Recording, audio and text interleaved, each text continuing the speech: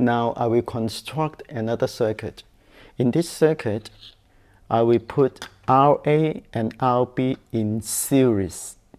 So the current again start from the positive.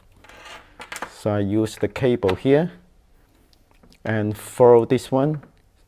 Imagine once I turn it on, the current of the water will passing through here and it will go into RA. Remember this one, it will come here, passes through the RA. There's no connection here. So the water or the current at this point will go into RB. That's what it means in series. I can use either red or black. It doesn't really matter. Connect it here. And now the current flows through RB and coming back out from this point. I connect this one. Maybe I can use the long cable, make the thing a bit easier. Connect here. And this one should return to the negative side of the power supply. Okay. We can check when we turn this on, there is current flow. So turn it on and we can use the internal ammeter to check the current. Yes, we have about 9 or 10 milliamp here. So I turn it off again. Put it into the volt. Next, I want to measure the current at 3 different positions. The first position is the current before it enters RA. The second position is the current after it coming back here. And the third position is the current in between here. Now, before I measure the current, I also want to measure the voltage across RA, the voltage across RB. Let's do the voltage measurement first, because voltage measurement is always easier. Now, in order to turn the multimeter into the voltmeter, if we measure voltage, I use the common here. And for the voltage, I use this one. Okay, and I can turn this one on now. And to measure voltage, I choose here 20. The reason is the output voltage of a power supply is 4.99. So within the whole circuit, I will expect any voltage much less than 5 volts. And 20 volt range is a good number. Next, we have to guess. Remember, the sort of physics to drive, what really drive the current through the circuit is the voltage. Voltage is Joule per Coulomb. So like a sort of pressure, it pushes through the current here. So in terms of voltage, this point must be a high voltage. Now when the current through the circuit, it loses energy or it loses voltage. So the energy here is high, lower and lower. And in fact, in terms of voltage, this must be 0. Now this is 5 volts, so we expect this is 5.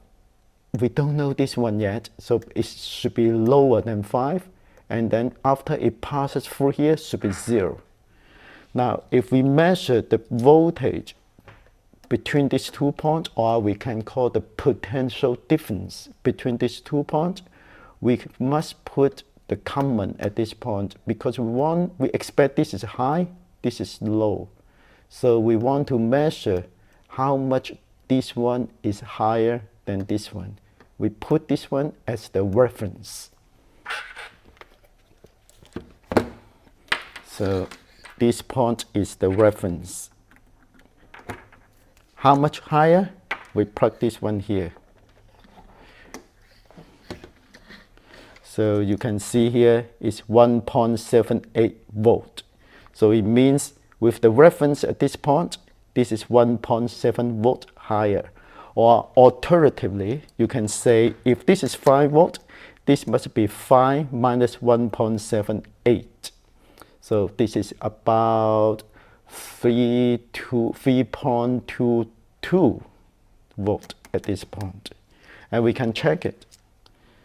Again, if you swap the position, it means you put the reference point here at the high position, and you will expect you get a negative 1.78 or 1.77, slightly jump, and it sort of makes sense. If this is your reference point, this voltage is 1.77 volt lower than this point.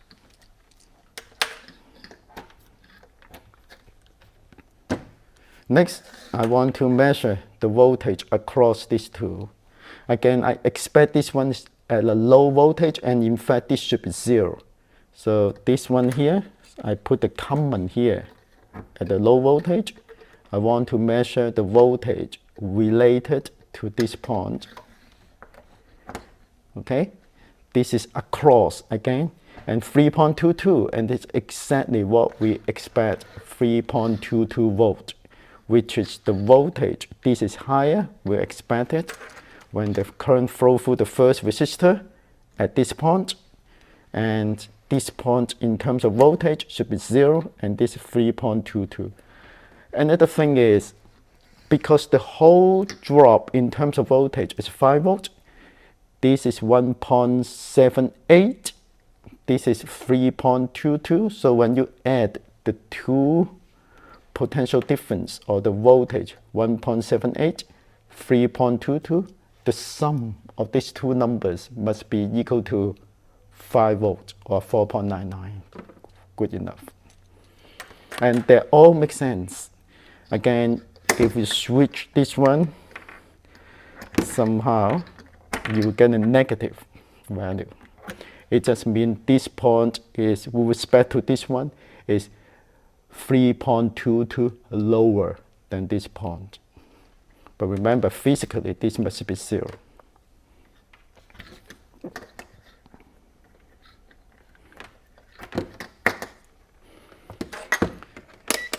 Okay, next, we want to measure the current at 3 different positions. The first one, the second one, and the third one. So we first identified what is the point. The first point is the point before the current enter the first resistor. So if we follow the current here, passing through here, here is the point. Can you see here? The current flow through here, passes through the resistor. So this must be the point before it passes through the resistor. Remember the rule. I turn this one off first. If we use water analogy, the current, electrical current, just like water, it passes through here. We want to measure the current, so we have to disconnect the second pin, disconnect here. So the current will coming from this side. We put the current into the meter, or we connect the meter in series, but we can think like this one. So the water or the current coming from here, put this one into this plug, and it should come back out from the common, because otherwise it will disappear. So I put this one back to the common. Now sometimes you will find you're not having enough, the cable is too short, and in this case you can connect this one here. As long as you connect it, it's okay. Now don't use this one, they are connected, so these two small short cable, they are connected. You can now put this one to here. Remember, once the current coming back out, you have to put the current back to the original point you disconnected. So this is the point. Now we reconstruct the current through the meter coming back out. we turn back to the original circuit, and then it pass through and complete. Next, we want to expand what we should choose. We choose this one to MA, the DC current in the range of MA. And now we turn on the power supply of our DC power supply, and we'll get 9.85 milliamp. Okay, next I want to measure the second point in the circuit. Before we do the measurement, turn this one off. We turn the circuit to default. It means turn everything back. This is a good habit, and also it will help you. We turn this one back here. So remember, this is the circuit. We call it default, the original circuit. You must turn your circuit back to the original before you do the second measurement. Otherwise, you will definitely mess up. Next, you identify which point you're going to measure. The point is the current passes through the second resistor. So it means any point here. So the current through the first resistor, second resistor. So this is the point we want to measure the current. Once we identify the point, we disconnect it. Now this is important. Remember, identify the point, disconnect the circuit at this point. Once you disconnect it, you ask how the current will flow. The current will flow through the second resistor coming back from this point. So you have to receive this current with another cable and plug this current, or if you use water analogy, the water into the right entry, this one.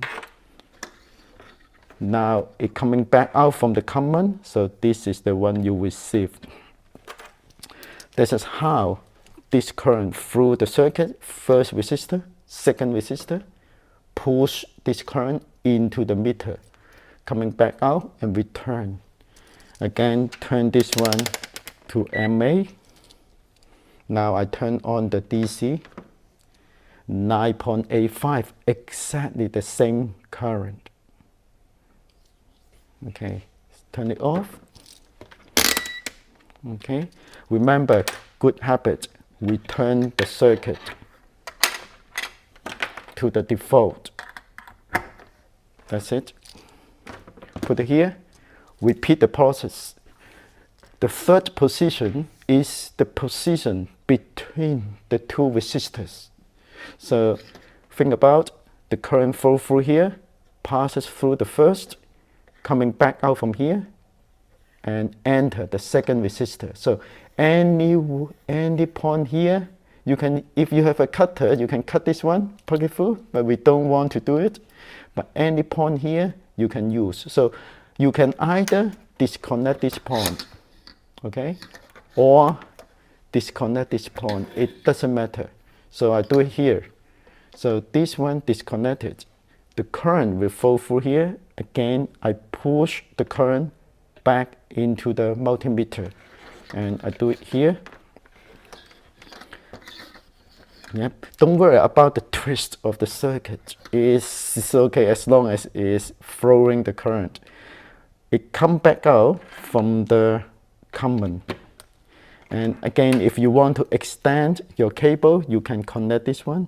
Now remember, you use this one. So the current through here at this point, passing through here.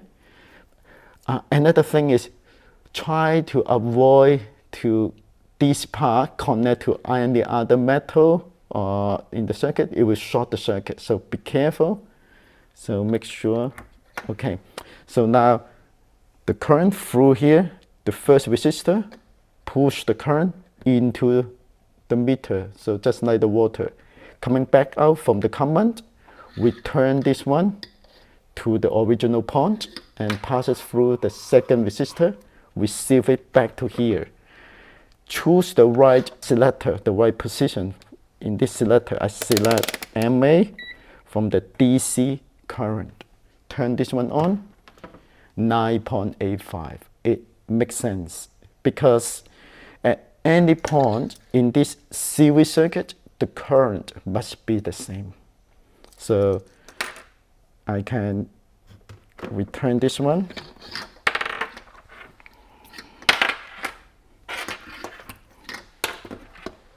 Return the circuit to the default.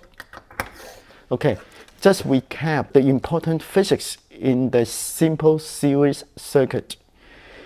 In a simple series circuit, there's no branch, there's only one loop. So the current flow through here past the first resistor, and then the second resistor coming back here. So during this path or this loop, there's no branch out. So every point here, the current, the electric current must be the same. And in this point is 9.85 milliamp in this example.